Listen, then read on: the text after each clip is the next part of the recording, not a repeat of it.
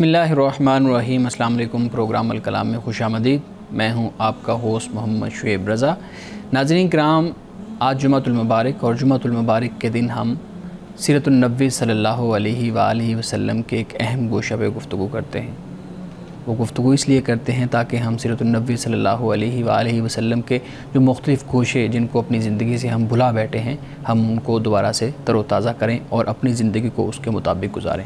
حسب سابق ہمارے ساتھ شریک گفتگو ہیں جناب محمد امانت رسول صاحب۔ ہمارے ساتھ بہت شکریہ آپ کے وقت کا۔ میری معاونت کے لیے موجود ہیں جناب ڈاکٹر عمر صاحب۔ Thank you so much doctor صاحب۔ ناظرین کرام، آپ کی اسکرین پہ ہمارا واٹس ایپ نمبر آ رہا ہوگا، آپ اپنے سوالات اس واٹس ایپ نمبر پر بھیج سکتے ہیں۔ ہم انشاءاللہ آپ کے سوالات کو ضرور ایڈریس کریں گے۔ امانت صاحب، سیرت النبی صلی اللہ علیہ وآلہ وسلم کے مختلف گوشوں پہ ہم گفتگو کرتے ہیں، ہمارے ناظرین کے لیے بتائیے گا آپ کس گوشے پہ گفتگو کریں گے؟ بسم اللہ الرحمن الرحیم۔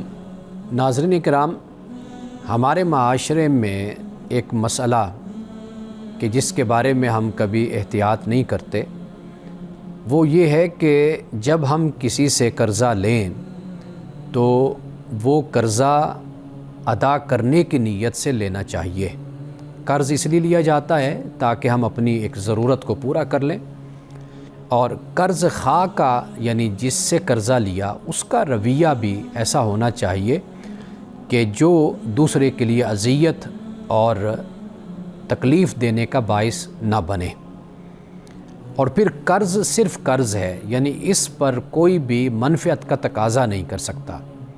قرآن مجید نے اس بات کو بیان کیا ہے کہ وَإِنْ كَانَ ذُو عُسْرَةٍ فَنَاظِرَةٌ إِلَىٰ مَيْسَرَةٍ، کہ جسے تم قرضہ دیتے ہو تو آسانی تک تم اس کو موقع دو، کہ وہ مہلت ہو کہ وہ جب آسانی میں ہو اور اس کو خوشحالی ہو تو وہ تمہارا قرضہ واپس کر دے، یعنی اس تنگ دستی سے وہ باہر نکل آئے۔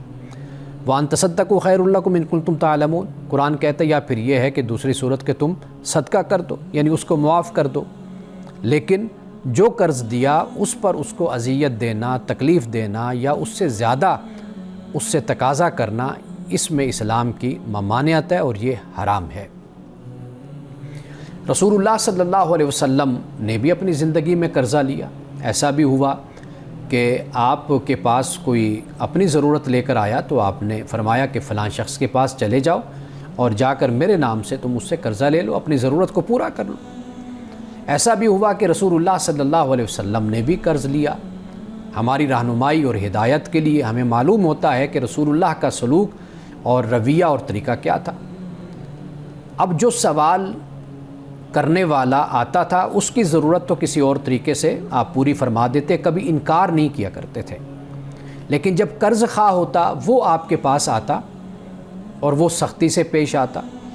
ایسا بھی ہوا کہ جو وقت مقرر کیا گیا وہ اس وقت سے پہلے آیا، اور اس کے آنے کی وجہ یہی کہ وہ دیکھنا چاہتا تھا کہ رسول اللہ صلی اللہ علیہ وسلم کا اخلاق اور آپ کا اسوہ کیسا ہے۔ تو اسی طرح ایک شخص آپ کے پاس آتا ہے، سیدنا فاروق اعظم رضی اللہ تعالیٰ عنہ بیٹھے ہوئے، اور وہ آ کر سختی کے ساتھ آپ سے بات کرتا ہے، اور روایات میں آتا ہے کہ آپ کے گلے میں چادر ہے تو وہ اس چادر کو کھینچتا ہے اور کہتا ہے کہ تم بنو ہاشم، نعوذ باللہ تم لوگ ایسے ہی ہو کہ اپنے وعدوں کو پورا نہیں کرتے۔ سیدنا فاروق اعظم رضی اللہ تعالیٰ عنہ نے اس قرض خواہ کو، قرض مانگنے والے کو ڈانٹا تو رسول اللہ نے حضرت عمر کو منع فرمایا۔ آپ نے فرمایا کہ عمر، تمہاری ذمہ داری یہ تھی کہ تم اسے حسن تقاضا کی تلقین کرتے اور مجھے حسن ادائیگی کی تلقین کرتے، یعنی اسے یہ کہتے کہ بھائی آپ آرام سے اور سکون سے آپ بیٹھو اور اپنا جو قرض ہے اس کا تقاضا کرو، اور مجھے کہتے کہ یا رسول اللہ صلی اللہ علیہ وسلم آپ نے اس کی جو اماؤنٹ دینی ہے، جو قرض واپس کرنا ہے تو وہ اس کو آپ واپس کر دیجئے۔ تو یہ رویہ آپ کو اختیار کرنا چاہیے تھا۔ تو گویا رسول اللہ صلی اللہ علیہ وسلم نے امت کو جس بات کی تعلیم فرمائی، ایک تو یہ ہے کہ قرض جلدی ادا کرنا چاہیے۔ رسول اللہ نے فرمایا کہ جو قرض لیتا ہے اس نیت سے کہ وہ قرض کو واپس کرے گا تو اللہ سبحانہ و تعالیٰ پھر اس قرض کی ادائیگی میں اس کی مدد بھی کرتا ہے، یعنی اس کو سہولت اور آسانی بھی عطا فرماتا ہے۔ اور پھر اسی طرح نرمی کرنے کی تلقین بھی مقروض کو بھی کی گئی کہ قرض خواہ پر، جیسے ہمارے ہاں ہوتا ہے کہ قرض لیا اور اس کے بعد وہ شخص غائب ہو گیا اور پھر پلٹ کر بھی نہ دیکھا، تو یہ طریقہ نہیں ہونا چاہیے، بلکہ جو مدت مقرر ہو اس سے پہلے اگر ہو سکے تو قرض واپس کر دینا چاہیے۔ اور پھر تیسری بات جو دیکھنے میں آتی ہے وہ یہ ہے کہ قرض خواہ کو دھوکہ دینے کی نیت ہوتی ہے۔ ہمارے معاشرے میں تو یہ ہے کہ اگر کوئی آپ سے قرض لینے آتا ہے تو آپ اس کو دے دیں اور نیت آپ یہ کر لیں کہ یہ مجھے واپس نہیں ملنا، یعنی قرض اس سے تقاضا کرنا، مانگنا، یہ تو پھر بات کا معاملہ ہے نا۔ لیکن ہمارا بدقسمتی سے رویہ یہ ہوتا ہے کہ ہم اگر کسی سے قرض لیتے ہیں تو ہم اس کو واپس کرنے کی نیت سے کبھی نہیں لیتے۔ لیکن آپ یہ دیکھیے کہ رسول اللہ صلی اللہ علیہ وسلم نے ہمیں خبردار کرنے کے لیے یہ بتایا کہ اگر کوئی مقروض تھا تو رسول اللہ نے اس کے نماز جنازہ نہیں پڑھی، آپ تشریف نہیں لے گئے، صحابہ سے فرمایا ادا کر دو۔ اور یہاں تک سورۃ النساء کو ہم پڑھیں تو وہاں پر قرض کی دین کی بات ہوتی ہے، یعنی ایک شخص جو مرنے والا ہے تو سب سے پہلے کیا ہوگا کہ جو اس کا قرض ہے اور اس کی جو وصیت ہے اس پر عمل ہوگا۔ اب ورثاء بھی ہیں اور والدین ورثاء میں شامل ہیں، بہن بھائی شامل ہیں، اولاد شامل، لیکن سب سے پہلے کیا ہوگا؟ قرض ادا کیا جائے گا، اس لیے کہ یہ قرض اس پر قیامت تک پھر بوجھ بن کر رہتا ہے۔ تو قرآن پاک نے بھی اس بات کو بیان کر دیا، تو رسول اللہ صلی اللہ علیہ وسلم نے یہ فرمایا کہ مومن کی روح اس کے قرض کی وجہ سے معلق رہتی ہے جب تک کہ اسے ادا نہ کیا جائے۔ یعنی معلق رہنے سے مراد یہ ہے کہ معاملہ تکلیف کا رہتا ہے، کہ وہ شخص کہ جو دنیا میں مقروض ہے تو اس کے ساتھ معاملہ پھر معلق رہتا ہے، لٹکا رہتا ہے اور چلتا رہتا ہے۔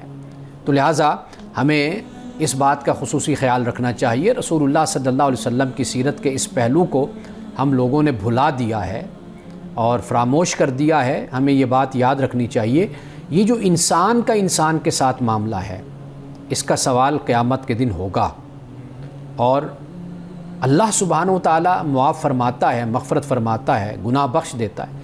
وہ جو ہم نے اللہ کے حق میں اگر کوئی سستی اور غفلت کا مظاہرہ کیا ہوتا ہے تو اللہ اس کو معاف فرما دیتا ہے، لیکن جو بندوں کا معاملہ ہے تو اللہ پاک فرماتا ہے کہ میں یہ اس وقت معاف کروں گا کہ جب مظلوم اور جو متاثر شخص ہے جب تک وہ معاف نہیں کرے گا۔ تو لہٰذا یہ بات ہمیں ذہن میں رکھنی چاہیے کہ آپ حج کریں، آپ راتوں کی عبادت کریں، آپ عمرے کریں، تو آپ کے یہ حج اور عمرے اللہ تعالیٰ اپنے حق کو تو معاف فرما دیتا ہے، لیکن بندوں کے معاملے میں یہ اسی بات کی تعلیم ہے کہ بندوں کے ساتھ معاملہ صاف کر کے تم میرے پاس آنا۔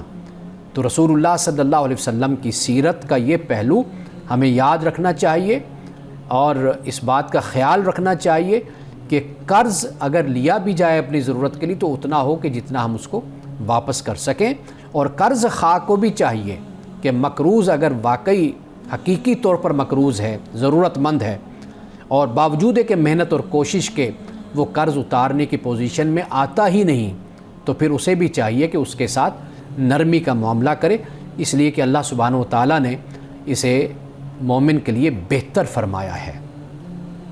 ناظرین کرام، یہاں وقت ہوا جاتا ہے ایک بریک کا، ہمارے ساتھ رہیے گا۔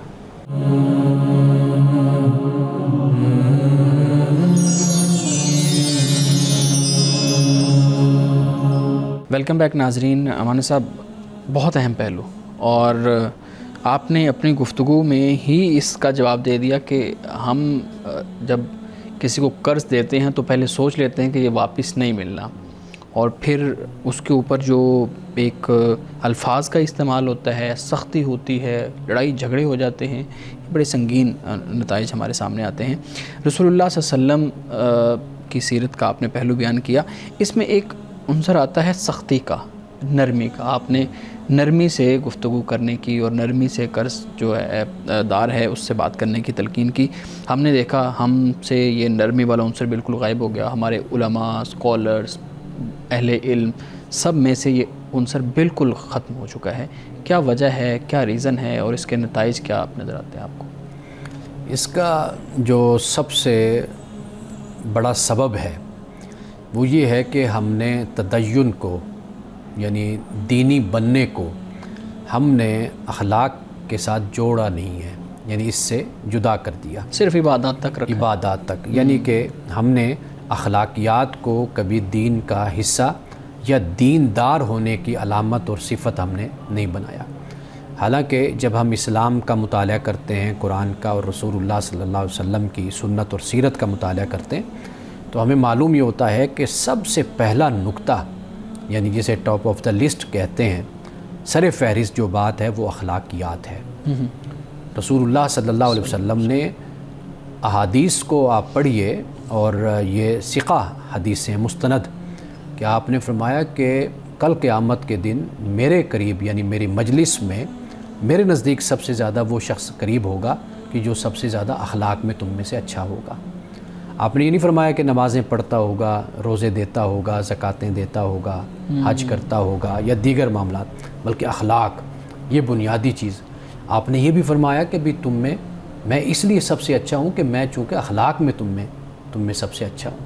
آپ نے کوئی اور بات نہیں بیان فرمائی، اخلاق کو بیان فرمایا. آپ نے یہ بھی فرمایا کہ میں اچھے اخلاق کو تکمیل کرنے میں زمین پر آیا ہوں، یعنی مجھے مبعوث اللہ نے کیا، نبی بنایا ہے. اور آپ نے یہ بھی فرمایا کہ میں معلم ہوں، تو استاذ ہوں. یہ جو احادیث ہیں، قرآن کی آیات ہیں، بنیاد ہی آپ کا اخلاق اور کریکٹر اور کردار ہے.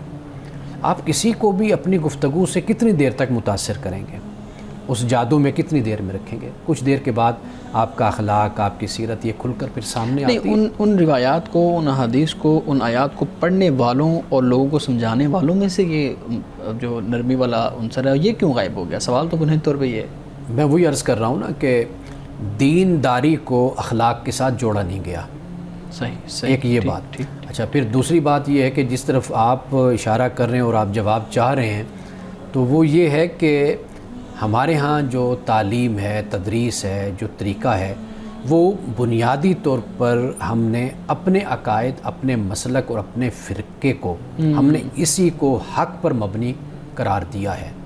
اور باقیوں کے بارے میں جو ہمارا تصور ہوتا ہے، جو ہماری سوچ اور عقیدہ ہوتا ہے، وہ یہ ہوتے ہیں کہ یہ اسلام کے دائرے سے باہر ہیں، تکفیر والا خارج ہیں. تو جب ہم دوسرے کو اس مقام تک پہنچاتے ہیں نا، تو پھر ہم وہ کہتے ہیں کہ کفار و مشرکین کے ساتھ، یہود و نصارہ کے ساتھ پیغمبر کے زمانے میں جو سلوک رکھا گیا یہ بھی اسی کے حقدار ہیں، ان کے ساتھ وہ. یعنی جو مناظرانہ سوچ، مجادلانہ سوچ ہماری پروان چڑھی کہ جس پہ ہم اس انتہا کو پہنچ گئے کہ ہم نے اپنے علاوہ کسی کو مسلمان ہی نہیں سمجھا. تو وہاں پر بھی پھر ایسی صورتحال سامنے آئی. صحیح. جی ڈاکٹر صاحب. مولانا صاحب، یہ ہم دیکھتے ہیں کہ جیسے کوئی شخص آیا، اس نے بدتمیزی کی، پھر آگے سے ہم اس کا ایک ریونج لینے کی کوشش کرتے ہیں، تو یہ رد عمل کی جو نفسیات ہے اس سے کیسے بچا جائے؟ رد عمل کی نفسیات سے بچنے کا جو بنیادی طریقہ ہے نا، ایک تو یہ ہے کہ انسان اپنے آپ پر توجہ کرے. اس لیے کہ مسئلہ یہاں پر حل ہو جاتا ہے جب انسان اپنی توقع اور اپنی امید کو دیکھتا ہے. یعنی مثال کے طور پر میں کسی کے سامنے ہوں اور میں دوسرے سے کیا توقع رکھتا ہوں، کس رویے کا. میں ہمیشہ اسی کا ہی یعنی امید اور توقع یہی رکھتا ہوں نا کہ دوسرا مجھے معاف کرے گا، مجھے برداشت کرے گا. اگر میں کبھی سختی کر بیٹھوں گا یا کبھی میرے اوپر ایک طیش طاری ہو جاتا ہے، غصہ طاری ہو جاتا ہے، غالب آ جاتا ہے، تو میں اگر اس صورت میں کچھ کہہ بیٹھتا ہوں تو دوسرے کو میرے ساتھ کیسا رویہ رکھنا چاہیے. تو میرا خیال ہے کہ وہ کہتے ہیں کہ سب سے پہلے خود آئینہ دیکھو پھر دوسروں کو دکھاؤ. تو ہم پہلے دوسروں کو دکھانا شروع کر دیتے ہیں اور اپنی نوبت آتی نہیں ہے. تو ہم اگر اپنی ذات سے ایک بات کو شروع کریں تو میرا خیال ہے کہ پھر رد عمل کی جو نفسیات ہے اس سے ہم نکل سکتے ہیں. یہ معاملہ صرف فرد تک نہیں ہے، یہ قوموں تک بھی یہ معاملہ ہے. آپ دیکھ لیجئے کہ ہم رد عمل کے نفسیات میں بحیثیت قوم کے ہم جیتے ہیں، تو جب کہ ہم اسی چیز کو اپلائی دوسرے پر بھی کر لیں نا، جو اصول ہم اپنے لیے بناتے ہیں وہ دوسروں پر جا کر ہم ان کو توڑ دیتے ہیں. تو یہ جو ہمارے ہاں سازش، کنسپائریسی کا ایک لفظ بولا جاتا ہے، دوسروں کی دشمنی کا لفظ بولا جاتا ہے، تو یہ لفظ اسی وقت ہی تخلیق ہوتے ہیں نا کہ جب ہم یہ نہیں دیکھتے کہ بحیثیت انسان ہمارا تقاضا بھی وہی ہے جو دوسرے کا ہم سے تقاضا ہے. تو جب ہم یہ بات سمجھیں گے کہ ہم جس مقام پر کھڑے ہیں دوسرا بھی تو اسی طرح کا ہی ایک انسان ہی ہے نا، تو پھر رد عمل کی نفسیات سے انسان نکل آتا ہے. نہیں مطلب رد عمل کی نفسیات پہ آپ بات کر رہے تھے. ہمارے علماء تو حق کہتے ہیں، ہم تو حق بیان کرتے ہیں، ہم کیوں نہ رد عمل دیں؟ اور اگر کوئی شخص کوئی گمراہی والی بات کر رہا ہے تو ہمارا رائٹ بنتا ہے، ہمیں اللہ رب العزت نے وہ منصب دیا ہے کہ ہم اس کو حق تک پہنچا کے آئیں، اور پھر وہ آپ کو معلوم ہے کہ ہمارے ہاں پہنچا کے بھی آتے ہیں. دیکھیے سورۃ الغاشیہ کی ایک آیت ہے جو اس مسئلے کو حل کر دیتی ہے. فرمایا فذکر انما انت مذکر، کہ آپ نصیحت کیجئے، اس میں کوئی شک نہیں کہ آپ نصیحت کرنے والے ہیں. لست علیہم بمسیطر، آپ ان پر مسیطر نہیں، بالکل صحیح. چوکیدار کہہ لیں، کوئی لفظ بھی اس کا مختلف علماء نے اس کے مختلف ترجمے کیے، تو آپ ان پر مسیطر نہیں ہیں. تو جب اللہ اپنے پیغمبر کو، اپنے رسول کو یہ بات کہتا ہے، فرماتا ہے، تو پھر ہماری حیثیت کیا ہے؟ تو ہمیں تو یہ کہا گیا ادعو الی سبیل ربک بالحکمت والموعظۃ الحسنہ. آپ ان آیات کو بھی دیکھیے اور پھر تجربہ اور مشاہدہ کو بھی دیکھیے. رسول اللہ کا اخلاق، نرمی، مٹھاس، حلاوت، آپ کی گفتگو، اس سے کتنے لوگ اسلام کے دائرے میں داخل ہوئے. اسی طرح آج آپ بھی اگر اسی طریقے سے بات کرتے ہیں، آپ دیکھیے دوسرا آپ کی بات کو سننے کے لیے تیار ہو جاتا ہے. اگر آپ سختی رکھتے ہیں تو دوسرا طے کر لیتا ہے کہ اب میں نے اس کی بات کو سننا نہیں ہے. یہ جو رویہ پیدا ہوتا ہے نا، یہ رد عمل کی نفسیات ہوتی ہے. خاص طور پر علماء، مبلغین، مفتیان کرام اور دین سے تعلق رکھنے والوں کو رسول اللہ صلی اللہ علیہ وسلم کے اسوہ حسنہ اور اخلاق کو پڑھنا بھی چاہیے اور اس کو اختیار کرنا چاہیے. صحیح. جی ڈاکٹر صاحب آپ. اچھا، میں اس میں پوچھ رہا ہوں کہ خاموشی کی کتنی اہمیت ہے ایسی سچویشنز میں؟ جیسے رسول اللہ نے فرمایا کہ من صامت نجات، خاموشی میں نجات ہے. تو ہم لوگ تو ہر جگہ مطلب خاموشی کو بالکل اختیار نہیں کرتے، ایسے کرتے ہیں کہ اگر ہماری آواز نہ پہنچی اس شخص تک تو ہمارا مقدمہ سامنے نہیں رکھا جائے گا. تو ہمیں اس کو کس قدر اپنی زندگی میں اپنانا چاہیے خاموشی کو بھی؟ سمجھدار جو انسان ہوتا ہے نا جی، وہ ہمیشہ نتیجے پر نظر رکھتا ہے. جب آپ نتیجے پر نظر رکھیں گے تو پھر آپ پالیسی بنائیں گے. ایک جگہ ہوتی ہے جہاں پر آپ کو بولنا ہوتا ہے، ایک جگہ ہوتی ہے جہاں پر آپ کو کم بولنا ہے، ایک جگہ ہوتی ہے جہاں پر آپ خاموشی اختیار کر لیتے ہیں. یہ مختلف جگہیں ہیں. یہ انسان پر ڈیپینڈ کرتا ہے کہ وہ اس وقت کس سچویشن میں ہے، کس حالت میں، تو وہ اس کے مطابق پھر طریقہ کار اختیار کرتا ہے. یعنی مثال کے طور پر میں ایک جگہ قرآن پاک کی آپ کے سامنے رکھتا ہوں جہاں پر اللہ سبحانہ و تعالیٰ نے کہا کہ جب یہ دین کا مذاق اڑا رہے ہوتے ہیں اور خوض کر رہے ہوتے ہیں تو قرآن پاک یہ کہتا ہے بھئی آپ اٹھ جایا کریں. جب اس سے واپس آ جائیں اس حالت سے وہ لوگ، تو پھر جا کر آپ ان میں بیٹھ سکتے ہو. اب ان میں جو بیٹھنا ہے وہ مقصد کیا ہے؟ وہ یہ ہے کہ نصیحت ہے، دعوت ہے. جب آپ اس مقصد کو ہی نہیں پورا کر پا رہے تو پھر آپ وہاں پر بول کر اپنے وقت کو، اپنی بات کو آپ ضائع بھی کرتے ہیں. پھر یہ ہوتا ہے کہ دوسرے کا جو رویہ ہوتا ہے نا، وہ آپ کو بتاتا ہے آیا کہ یہ آمادہ ہے کوئی بات سننے پر یا آمادہ نہیں ہے، تیار بھی ہے یا نہیں ہے. تو آپ دیکھ لیتے ہیں کہ آپ اپنے موتیوں کو آپ یہاں پر ضائع کر رہے ہیں یا واقعی یہ کارآمد ہو رہا ہے. تو جہاں آپ ایسا ماحول دیکھیں تو وہاں پر سب سے بہتر طریقہ یہی ہوتا ہے کہ آپ خاموشی آپ اختیار کریں. کیونکہ جب آپ آگے بڑھیں گے تو اس سے مزید وہ جیسے کہتے ہیں نا گندگی ہوتی ہے نا، اس گندگی کو آپ جتنا بھی کھولتے ہیں اس میں سے بو ہی نکلتی ہے. تو لہٰذا جب اس طرح کے لوگ، اس طرح کی محفل، مجلس، بحث، گفتگو، وہ چاہے فیس بک پر ہی کیوں نہ ہو، تو وہاں پر خاموشی بہتر ہوتی ہے. صحیح. اچھا مولانا صاحب، ہمارے ناظرین کے سوالات ہیں، پوچھتے ہیں جی اسلام خواتین کو نماز جنازہ پڑھنے یا پڑھانے سے کیوں روکتا ہے؟ ہم نے تو کبھی نہیں دیکھا کہ کسی خاتون نے نماز جنازہ پڑھا ہو یا پڑھایا ہو. اچھا، ایک بات تو یہ کہ اسلام بالکل نہیں منع کرتا، پڑھنے والی خواتین جا کر پڑھتی بھی ہیں. بس یہ بات سمجھنی چاہیے کہ یہ اللہ تعالیٰ نے یہ ذمہ داری پورے معاشرے کی چند افراد جو بھی اس کو ادا کریں تو اس سے کہا کہ ادا ہو جاتی ہے. یعنی یہ ایک سماج کی ذمہ داری بن جاتی ہے کہ وہ جس حد تک ہو سکے اس کو ادا کریں. تو لہٰذا ہمارے ہاں ایک تقسیم اس طرح پائی جاتی ہے کہ خواتین نہیں جاتی، یعنی وہ گھر میں ہوتی ہیں، دیگر معاملات اور جو ایک ہمارے ایک سماجی تقاضے ہوتے ہیں ان کو وہ پورا کرتی ہیں.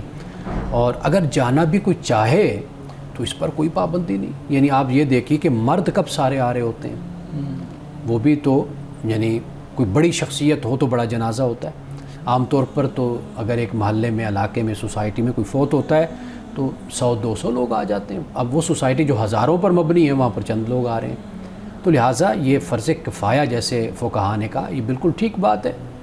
تو اس لیے عورتوں کو روکا ہرگز نہیں جاتا، جانا چاہیں تو بالکل وہ جا سکتی ہیں، پڑھ سکتی ہیں. ناظرین کرام یہاں وقت ہوا جاتا ہے ایک بریک کا، ہمارے ساتھ رہیے گا.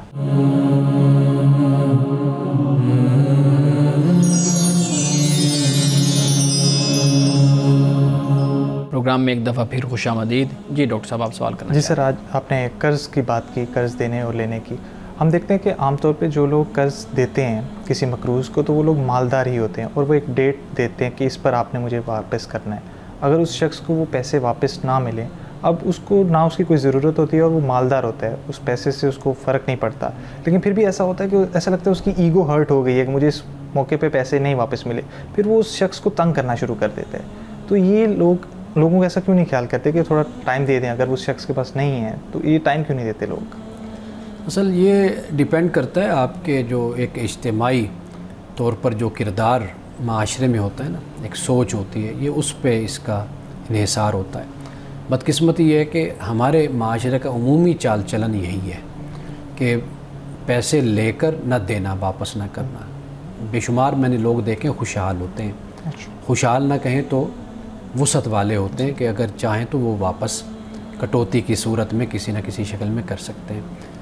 ہمارے ہاں اس کو فیشن سمجھ لیا گیا ہے، اور ایسی عجیب قسم کی اقدار کے نام پر، یعنی ایسی عادتیں ہمارے ہاں رواج پا چکی ہیں کہ لوگ اس بات میں کیئر ہی نہیں کرتے. یعنی مثال کے طور پر یہ آپ کو کئی لوگ حوالہ دیتے ہوئے ملیں گے کہ جو فلاں امیر آدمی یا سیاستدان، حکمران یا فلاں بندہ وہ اتنا کھا گیا حکومت کا پیسہ یا بینکوں کا کھا گیا، تو اس کو تو کوئی پکڑتا نہیں ہے. میں غریب آدمی ہوں تو میں نے اتنے لیے ہیں تو مطلب میرے سر پر آ گئے، تو اگر وہ بخشا جائے گا تو میں بھی بخشا جاؤں گا. یعنی اس طرح کی جو ہمارے ہاں ایک ایکسکیوز قسم کے یعنی عذر اور بہانے ترشوا لیتے ہیں لوگ، بنا لیتے ہیں. اس کا نقصان اصل میں یہ ہوتا ہے کہ ہم اس چیز کو دیکھیں کہ میں جواب دہ ہوں اپنے عمل کا. مثال کے طور پر اگر کوئی شخص برا ہے تو اس کی برائی میرے لیے کوئی وجہ نہیں بن سکتی کہ میں برا بن جاؤں، کہ اس کے برے ہونے کی وجہ سے میری کل قیامت کے دن بخشش نہیں ہوگی کہ میں نے برا کام اس کی وجہ سے کیا تھا. ٹھیک ہے، ہمارے یہاں عجیب قسم کی یہ نفسیات ہے. اور جو امیر آدمی ہے جیسے آپ کہہ رہے ہیں، اصل معاملہ یہ ہوتا ہے کہ ہم ایک سائڈ کو دیکھتے ہیں، جو دوسری طرف سے رویہ ہوتا ہے نا وہ بڑا خطرناک قسم کا رویہ ہوتا ہے. یعنی مثال کے طور پر اگر ایک باس ہے وہ اپنے ملازم پر سختی کر رہا ہے، ہماری جیسا کوئی دیکھے گا کہے گا دیکھو یار اس کو کیا فرق پڑتا ہے، اگر 1 گھنٹہ لیٹ آ گیا تو 2 گھنٹے لیٹ آ گیا. تو لیکن یہ نہیں ہے نا معاملہ اس سے بھی آگے پھر بڑھتا ہے کہ وہ اس کا جو گھنٹہ ہے وہ اس کی عادت بن جاتی ہے. وہ کبھی بھی 9 بجے ڈیوٹی پہ نہیں پہنچے گا، 10 بجے پہنچے گا، 10:30، اور پھر آہستہ آہستہ وہ 2 گھنٹے ہو جائے گا، نکلنے کی کوشش کرے گا. یہ جو بدنیتی والا معاملہ پھر ہو جاتا ہے نا، یہ خطرناک ہوتا ہے. اگر امیر آدمی اس نیت کے ساتھ اگر کہتا ہے ابھی میرا قرض مجھے واپس کرو، ایک ڈسپلن کے لیے، ایک وعدے کے مطابق، کہ اس کی بھی تربیت ہو کہ بھئی آپ نے پیسے لیے تو آپ نے وعدہ کیا ہے، بے شک مجھے ضرورت نہیں ہے لیکن آپ اپنے وعدے کو پورا کریں. تو میرا خیال ہے کہ یہ نیت پر پھر اس کا انحصار ہوتا ہے کہ ایک انسان کس ارادے کے ساتھ اور کیوں ایسا کر رہا ہے. جی مولانا صاحب یہ بتائیے گا کہ پوچھتے ہیں کہ ہم ایک آفس میں کام کرتے ہیں جہاں پہ ہمارے ساتھ غیر مسلم دوست بھی کام کرتے ہیں، تو جب ہم کھانا کھاتے ہیں تو وہ اپنے برتن الگ کر لیتے ہیں، ہم اپنے برتن الگ کر لیتے ہیں.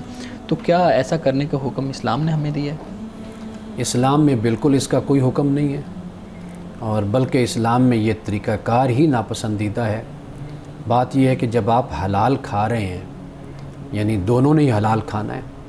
آپ آفس میں کمپنی مثال کے طور پر کھانا بناتی ہے، وہ چاول ہیں، بریانی ہے، وہ مٹن ہے، قورمہ ہے، جو کچھ بھی بنتا ہے، چپاتیاں ہیں، وہ سب کچھ حلال ہے. اب یہاں پر معاملہ صفائی کا ہے، اگر ستھرائی کا، وہ تو اپنا مسلمان بھائی بھی اگر اپنی صفائی ستھرائی کا خیال نہیں کرتا تو انسان کی طبیعت اس کے ساتھ بھی بیٹھ کر کھانے کو نہیں کرتی. تو معاملہ 2 چیزیں ہیں، ایک ہے جو کھانا کھایا جا رہا ہے وہ کیسا ہے، کتنا پاکیزہ ہے، وہ طیب ہونا چاہیے، حلال ہونا چاہیے. دوسری بات یہ ہے کہ جو آپ کے ساتھ کھا رہا ہے اس سے آپ کو کوئی اس کے کپڑوں کی وجہ سے، اس کے نہ نہانے کی وجہ سے، برش نہ کرنے کی وجہ سے آپ کو اس سے گھن اگر آ رہی ہے تو پھر بھی آپ علیحدہ ہو جاتے ہیں. یہ وجہ ہے بنیادی اسلام اور غیر اسلام ہونا، یعنی مسلم یا غیر مسلم ہونا، اس بنیاد پر فرق نہیں کیا جانا چاہیے۔ صحیح۔ اچھا، اس میں ہم جب چھوٹے تھے تو مجھے یاد ہے وہ جو اسٹیل کا برتن ہوتا تھا اس میں کھانا دیا جاتا تھا اور بعد میں پھر اس کو کلمہ پڑھ کے دھویا جاتا تھا، تو یہ جو روایت ہے یہ کہاں سے ہمارے اندر پیدا ہوئی؟ یہ جو برتری کی نفسیات ہے، جو ہم نے یہ سمجھ لیا کہ ہم صرف مسلمان ہیں تو ہم برتر ہو گئے ساری دنیا میں، چاہے ہمارا نہ اخلاق ہو، نہ کردار ہو، نہ تقویٰ ہو، نہ پرہیزگاری ہو، یہ اصل اس نفسیات سے یہ بات پیدا ہوئی ہے۔ ورنہ ہمارے علماء کے، بزرگوں کے ایسے ایسے واقعات ہیں کہ انہوں نے غیر مسلموں کو اپنے ساتھ بٹھا کر کھانا کھلایا اپنے ہی برتن میں۔ یعنی ایک بڑے عالم کا یہ واقعہ بیان ہوتا ہے، وہ گزشتہ صدی میں ان کی وفات ہوئی ہے۔ ان کے بارے میں یہ ہے کہ وہ بیٹھے ہوئے تھے تو جو خاکروب ہوتا ہے، جنہیں ہم جمع دار کہہ دیتے ہیں، صفائی کرنے والا کہتے ہیں، وہ اسے کہا کہ بھئی آپ ہاتھ دھو کر آپ آؤ میرے ساتھ کھانا کھاؤ۔ تو کہنے لگے جی میں فلاں ہوں جیسے ہمارے ہاں ہوتا ہے۔ انہوں نے کہا نہیں، دھو کر آؤ میرے ساتھ بیٹھو۔ وہ ہاتھ دھو کر آئے، اس کے ساتھ بیٹھ کر کھانا کھایا، اور کہتے ہیں کہ بعد میں وہ اور اس کی فیملی مسلمان ہو گئی تھی۔ آپ اگر یہاں پر دیکھتے ہیں نا کہ کرسچن زیادہ ہیں اور مسلمان یعنی کرسچنوں کی تعداد زیادہ ہے، اس کی وجہ کیا ہے؟ اس کی وجہ یہ ہے کہ یہ پہلے ہندو تھے اور یہ شودر تھے۔ جب انگریز یہاں پر آیا تو اس نے ان کو عزت دی، ان کا خیال کیا، ان کے حقوق ان کو ادا کیے۔ جب ان کو ریسپیکٹ ملی نا کرسچینٹی میں اور وہاں کے بڑے لوگوں سے، پوپ سے، پادری سے یا پریسٹ سے، تو یہ متاثر ہو کر انہوں نے کرسچینٹی کو قبول کیا تھا۔ تو لہٰذا آپ کا اخلاق، آپ کی محبت، آپ کا پیار، یہ آپ کے دین کے قریب دوسروں کو کرتا ہے۔ اگر آپ کا اخلاق نہیں اچھا تو آپ کو دین نے کیا دیا پھر؟ یعنی آپ کے دین کا تو پتہ آپ کے کردار سے اور سلوک سے چلنا ہے نا۔ صحیح، بالکل صحیح۔ جی ڈاکٹر صاحب۔ سر میرے پاس ایک دو ملحدین کے سوالات تھے۔ ایک صاحب نے پوچھا تھا کہ یہ جو مذہب ہے انسان کے اوپر اتنی قدغنیں لگاتا ہے اور اس کی ایک آزادی چھین لیتا ہے۔ آج کے دور میں تو آزادی کو ایک بنیادی قدر کے طور پہ دیکھا جاتا ہے، تو جو مذہب زندگی کا لطف ختم کر دیتا ہے، اس پر آپ کیا کہیں؟ مذہب زندگی کا لطف دوبالا کر دیتا ہے، آپ اس کو اس طرح کہیں۔ کس طرح؟ اس لیے کہ انسان اپنی زندگی میں اپنی عقل اور اپنی فطرت سے اس بات کو قبول کرتا ہے کہ اس کے لیے کچھ ضابطے زندگی گزارنے کے ہونے چاہیے، کچھ قوانین ہونے چاہیے، کچھ ایسا ڈسپلن ہونا چاہیے کہ جس میں انسان سکون اور امن کی زندگی گزارے۔ آپ مذہب کو اگر ایک طرف فی الحال رکھ دیتے ہیں، آپ یہ بھی دیکھیے کہ آپ اپنے معاشرے میں آخر قوانین بناتے ہیں، ضابطے بناتے ہیں، اصول بناتے ہیں، آپ ان کا پابند کرتے ہیں۔ آپ کی ریاست ہے، آپ کی حکومت ہے، آپ کی زندگی، آپ ایک آفس بھی بناتے ہیں، کمپنی بناتے ہیں، فرم بناتے ہیں، آپ اس میں کچھ اس کے ضابطے بناتے ہیں، تشکیل دیتے ہیں، رولز اینڈ ریگولیشنز ہوتے ہیں۔ یہ بہت ضروری ہے، اور ہم مذہب کو اس لیے مانتے ہیں کہ یہ اس ذات نے ہمیں ضابطہ دیا ہے، یہ اس ذات نے ہمیں اصول اور قوانین دیے جو ہماری فطرت سے، ہماری طبیعت سے، ہماری نفسیات سے، ہمارے مزاج سے واقف ہے، اتنا واقف ہے کہ جتنا ہم خود واقف نہیں ہیں۔ وہ ہمارا پیدا کرنے والا ہے، تو وہ ہمارے ظاہر اور باطن کو جاننے والا ہے۔ ہمارا ایمان اور یقین ہے کہ اس نے جو ہمیں دین دیا ہے وہ دین ایسا ہے کہ جو در حقیقت ہماری آزادی کی حفاظت کرنے والا ہے، نہ یہ کہ وہ ہمیں آوارہ بنائے۔ آزادی کے نام پر آوارگی کی تعلیم جو ہے، اگر اس کو آزادی کہا جاتا ہے تو واقعی پھر تو اس سے الجھاؤ ہوتا ہے کہ بھئی یہ ہمیں کیا تعلیم دی جا رہی ہے۔ لیکن یہ جو دین میں ہے کہ مومن کے لیے دنیا قید خانہ ہے، تو اس کو آپ کیسے؟ قرآن مجید میں تو ایسی کوئی بات نہیں کہی گئی ہے۔ میں یہ عرض کر دوں کہ اس کا نا ایک خاص پس منظر ہے جو ہمیں سمجھنا چاہیے۔ ہمارے ہاں افراط و تفریط، یہ سے غلوف کہتے ہیں، وہ اختیار کر لیا جاتا ہے۔ قرآن مجید جب ہم پڑھتے ہیں تو قرآن مجید نے مذمت ان لوگوں کی ہے جو دنیا کی لالچ، حرص، طمع اور تکاثر میں مبتلا ہو جاتے ہیں اور آخرت کو بھول جاتے ہیں، دین کو بھول جاتے ہیں، خدا کو بھول جاتے ہیں۔ اللہ نے ان کی مذمت کی ہے، چونکہ وہ دنیا پرست تھے تو لہٰذا دنیا کا ذکر پھر ساتھ آیا۔ تو اس سے ہرگز یہ مطلب نہیں ہے کہ آپ دنیا کے بارے میں یہ کہیں کہ یہ حرام ہے یا یہ جیسے کئی الفاظ اس کے لیے ہمارے ہاں بولے جاتے ہیں، تو یہ پھر وہ جو ایگزیجریشن کا معاملہ ہے نا، غلوف کا، وہ ہمارے ہاں پھر اس کو اختیار کر لیا گیا، ورنہ اسلام جو تعلیم دیتا ہے وہ بڑے اعتدال اور توازن کی تعلیم ہے۔ صحیح۔ ناظرین کرام، یہاں وقت ہوا چاہتا ہے ایک بریک کا، ہمارے ساتھ رہیے گا۔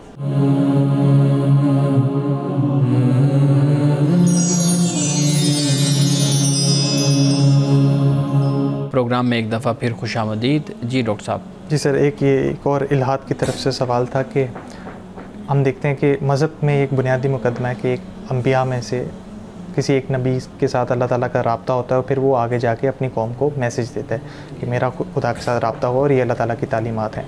تو ملحدین کی طرف سے یہ سوال اٹھایا جاتا ہے کہ بھائی ہر شخص کا انفرادی معاملہ تھا کہ میں نے خدا تک پہنچنا ہے، تو ایسا کیوں کیا گیا کہ کسی اور شخص کو نمائندہ بنایا گیا اور وہ مجھ سے آ کے رابطہ کر رہا ہے کہ خدا کو اللہ تعالیٰ نے یہ کہا ہے، اللہ تعالیٰ نے اس شخص کو یہ کہا ہے، تو خدا نے کیوں نہ ڈائریکٹ ہر ایک شخص سے انفرادی طور پر گفتگو کی کہ بھئی میں تمہارا خالق ہوں، یہ احکامات ہیں، تو یہ زیادہ آسانی ہو جاتی انسان کے لیے۔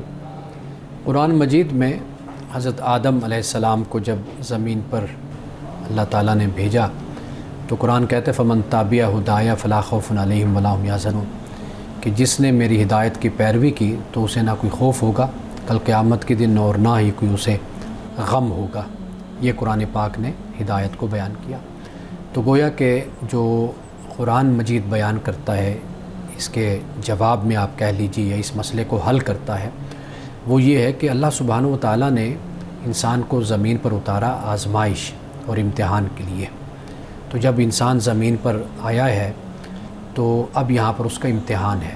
اگر خدا کی طرف سے ہر انسان کو ہدایت مل جائے یا فرشتہ اترے یا کتاب اترے یا رہنمائی اترے تو وہ آزمائش اور امتحان کا مقصد فوت ہو جاتا ہے۔ جو بنیادی مقدمہ مذہب کا ہے وہ یہی ہے کہ انسان اس دنیا میں آزمائش کے لیے، امتحان کے لیے اتارا گیا۔